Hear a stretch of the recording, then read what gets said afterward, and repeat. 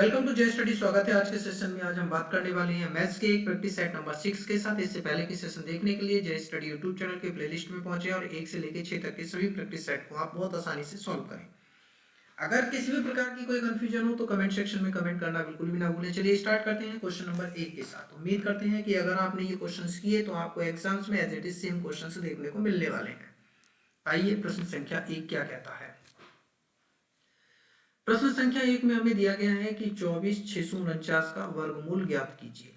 इस प्रक्रिया को हम कुछ इस प्रकार से लिख सकते हैं। 24 हो गया, 649 हो गया। इसका अगर हमें वर्गमूल सॉल्व करना है तो इसके लिए हम क्या करते हैं वो थोड़ा सा ध्यान देंगे और मैं आपको कंप्लीटली प्रोसेस समझाता हूँ। हमें देखना होता है इकाई का अंक। इकाई का अंक है 9। 9 हमारा एक ऐसा नंबर जिसका वर्ग करने पर इकाई के अंक पे 9 मिले तो 3 होगा। 3 का वर्ग करेंगे तो इकाई का अंक 9 आएगा और 7 का वर्ग करेंगे तो भी इकाई का अंक 9 आएगा। तो हम वह दोनों नंबर यहाँ लिख लेते हैं यूनिट प्लेस के आधार पर।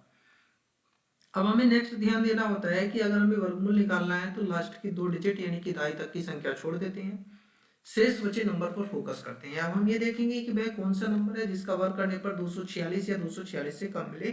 तो हम नंबर पिक करेंगे 15, क्योंकि 15 का जब हम वर्ग करेंगे तो 15 का वर्ग हमारा 225 होता है और 225 जो हो जाएगा वो 246 से कैसा हो जाएगा, कम हो जाएगा, अर्थात 246 इससे बड़ा हो जाएगा। इसी स्टेप को फॉलो करने के लिए क्या करते हैं, उसको अगले अंक से गुणा करते हैं। 16 पंजे 80 हो जाएगा, 16 एकम 16, 16 और 8 हो जाएगा 24। अब ये नंबर जो है वह छोटा हो गया 246 की तुलना में। यहाँ पे ये हमें कंपेयर करना होता है। जब ये मल्टीपल हमारा छोटा हो जाता है तो इस केस में हम बड़ा वाला डिजिट ले लेते हैं। किसके साथ में, दिए गए नंबर्स के साथ में, जिसका वर्ग करने पर हमारा शेष बची संख्या से कम या बराबर हो रहा था। इसलिए हम कहेंगे कि जो हमारा इसका वर्गमूल हो जाएगा वो हो जाएगा 157, जो कि हमें ऑप्शन नंबर सी में देखने को मिलेगा। आइए अगले प्रश्न पर चलते हैं। 2 रेलगाड़ियां हैं, क्रमशः 42 किलोमीटर प्रति घंटा और 50 किलोमीटर प्रति घंटे की चाल से समान दिशा में गतिशील हैं। कितने घंटे के बाद उनके बीच की दूरी जो है वो 72 किलोमीटर हो जाएगी, ये आपसे पूछा जा रहा है। यानी उनके मध्य की जो दूरी होगी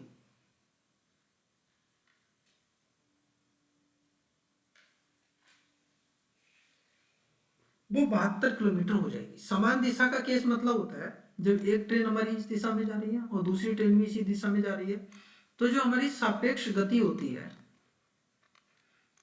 सापेक्ष गति यानी कि स्पीड जो होती है वो माइनस हो जाती है और चाल बराबर दूरी बटा समय होता है। हमें सॉल्व करना है समय, तो समय बराबर हो जाएगा दूरी बटा चाल। अब देखिए समय हमें ज्ञात करना है, दूरी कितनी है 72 किलोमीटर और चाल हमारी कितनी है 50 माइनस 42, तो हमारा नंबर कितना हुआ 72 भाग में 8। 8 से एक बार 8 ने 72, अर्थात जो हमें समय लगने वाला है वो 9 घंटे का लगेगा, जो कि हमें ऑप्शन बी में दिया गया है। आइए अगले प्रश्न पर। हमें नंबर दिया गया है स्क्वायर रूट के तहत में 2 की घात n है और ये बराबर है 64 की। हम क्या करते हैं, दोनों ओर वर्ग कर लेते हैं। जब हम दोनों ओर वर्ग करेंगे तो ये हमारे स्क्वायर से ये स्क्वायर रूट कैंसिल हो जाएगा, टू दी पावर n होगा और ये हम 64 को हम क्या लिख सकते हैं, 2 की घात 6 लिख सकते हैं 64 को, क्योंकि 2 की घात 5 32 होती है। ये हमारी घात यहाँ भी चल रही है। ये 2 की घात n बराबर ये 2 की घात 6 की गुना 2 से करें तो हमारा 12 हो जाता है।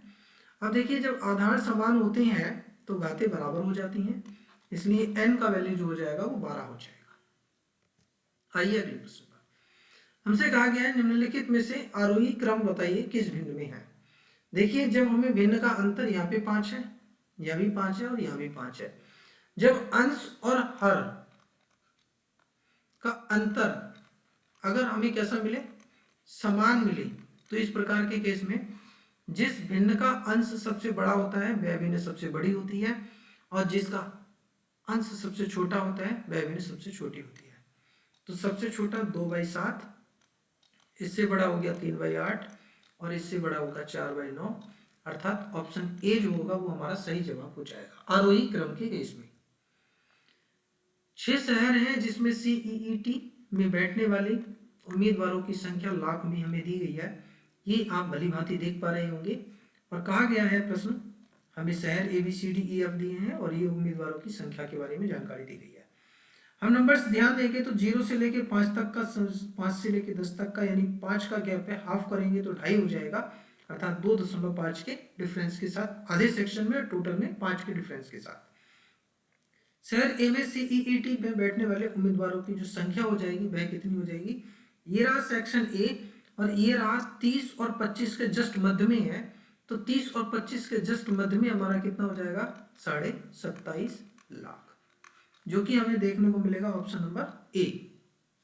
अगले प्रश्न पर चलते हैं। कहा गया है कि 2750 है, इस 2750 का 65% सॉल्व कीजिए, प्रतिशत हटाएंगे हर में 100 आ जाएगा, और बराबर ये हमारा 13,750 है, इसके प्रश्नवाचक प्रतिशत के समान है।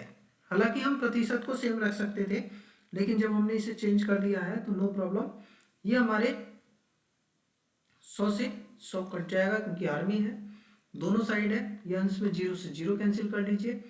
अब देखेंगे 5 की टेबल पढ़ेंगे, 5 दूनी 10 बचेगा 3, 5 सत्ते 35 और 5 पंजे 25 हो जाएगा, अर्थात ये 5 के साथ गुणज कर रहा है, और ये 275 से 275 कैंसिल, 5 से एक बार और 5 से ये जाएगा 13 बार, तो प्रश्नवाचक का वैल्यू जो हमें प्राप्त हो जाएगा वो कितना हो जाएगा 13। बहुत सावधानी पूर्वक प्रश्न को सॉल्व करना है, हर एक स्टेप को ध्यान देना है, ऑप्शन सी सही जवाब होगा।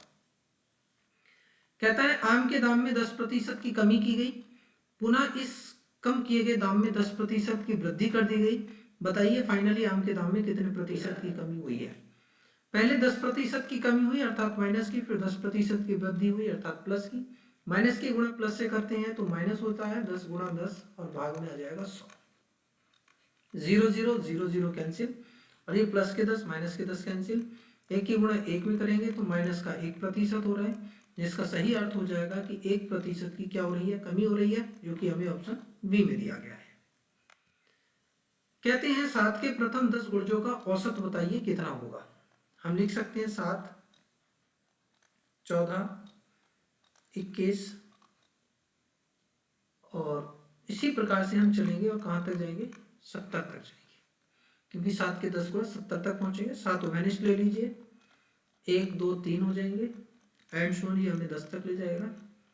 अब प्रथम n संख्याओं या 1 से n तक की संख्याओं का योग करते हैं तो n+1 आता है बाई 2, ये हमारा हो जाएगा 7, 10, 10 में 1 जोड़ा 11 भाग 2 आएगा, और हमें औसत लेना है, 10 संख्याएं हैं, 10 से भाग कर दीजिए, 0 से 0 हटा दीजिए, 11 सत्ते 77 भाग 2 करना है, 2 3 6 बचेगा 1, हो जाएगा आपका 17, और 2 8 16 बचेगा 1, 2 5 10, कहेंगे ऑप्शन नंबर सी सही जवाब हो जाएगा 38.5। फिर से हमारा डीआई का क्वेश्चन है, शहर डी में सीट में बैठने वाले उम्मीदवारों की संख्या, ये रहा शहर डी और बैठने वालों की संख्या हो गई 35 लाख। शहर ई में सीट में बैठने वाले उम्मीदवारों की संख्या से कितनी अधिक है, ये रहा ई में हो गए 22.5 लाख, हटा दीजिए, अंतर कितना हो जाएगा 22.5 यानी 7.5 और 5 कितना हो जाएगा 12.5 लाख, जो कि हमें देखने को मिलेगा ऑप्शन नंबर सी में। आइए अगले प्रश्न पर। 45 व्यक्ति किसी कार्य को 25 दिनों में कर सकते हैं, 45 व्यक्ति हैं, कार्य को 25 दिन में कर सकते हैं, 30 व्यक्ति चले जाएं तो शेष व्यक्ति कार्य को कितने दिनों में पूरा करेंगे। 45 में से 30 चले जाएंगे तो 15 व्यक्ति बचेंगे, कितने दिनों में इस कार्य को पूरा कर लेंगे। 15 एकड़ 15, 15 तिया 45 और 25 तीना हो जाएगा 75, अर्थात इन्हें दिन लगने वाले हैं 75, जो कि ऑप्शन डी हो जाएगा। कहते हैं 20 आदमी 8 दिन में 1000 रुपये कमाते हैं, 20 आदमी हैं 8 दिन में 1000 रुपये की धनराशि कमा रही हैं, तो कितने आदमी 2 दिन में 200 रुपये की धनराशि कमाएंगे। 200 से एक बार, 200 से 5 बार, 5 से एक बार और 5 से जाएगा 4 बार, 2 से 2 बार, 2 से एक बार, तो प्रश्नवाचक हो जाएगा 8 गुणा 2 16 दिन, अर्थात ऑप्शन ए हमारा सही जवाब हो जाएगा। 16 व्यक्ति 2 दिन में 200 रुपये कमाएंगे। कपिल देव के 6 मैचों का औसत 24 रन है। 6 मैच का औसत 24 है, तो योग क्या हो जाएगा 24 गुणा 6, 6 चौक 24, 6 दूनी 12 और 2 14, यानी योग 144। अगले 4 मैचों का औसत 80 है, तो 80 औसत है 4 मैच का, तो 8 चौक 32 यानी कि 320। सभी 10 मैचों के रनों का औसत कितना हो जाएगा, सबको जोड़ दीजिए, 4 6 4, 10 से भाग कर दीजिए क्योंकि औसत मांगा है, जाएगा अपना 46.4, जो कि ऑप्शन नंबर डी दिया गया है। अगला प्रश्न फिर से हमारा डीआई का है।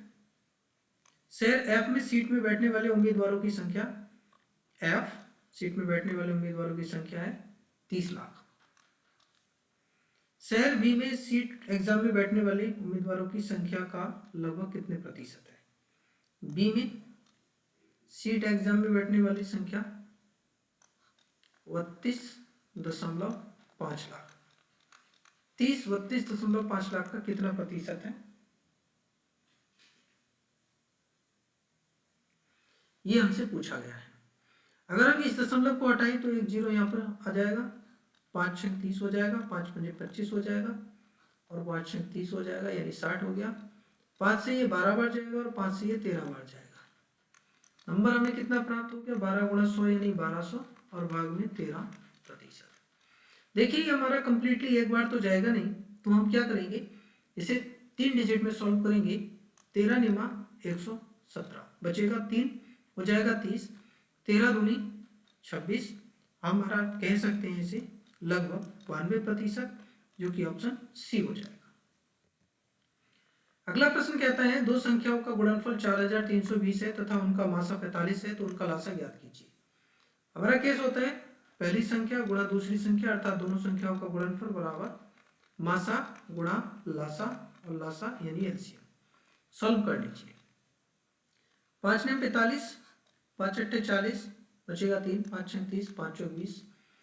9 से सॉल्व करेंगे, 9 का 9, 9 ने 81 और 9 छः 54, जिसका अर्थ है कि नंबर्स का जो एलसीएम हो जाएगा वो जाएगा 96, जो कि हमें ऑप्शन डी में दिया गया है। आइए अगले प्रश्न पर। नंबर दिया गया 243 गुणा 243, तो 243 की जो होल घात है, गुणा में घातें जुड़ जाती हैं जब आधार समान होता है, 0.16 प्लस 0.04, इसे हम क्या लिख सकते हैं 243। 6 और 4 10 हो जाएगा, 10 का 0, बचेगा 1, 1 और 1 2 हो जाएगा और ये दशमलव के साथ 0 हो जाएगा।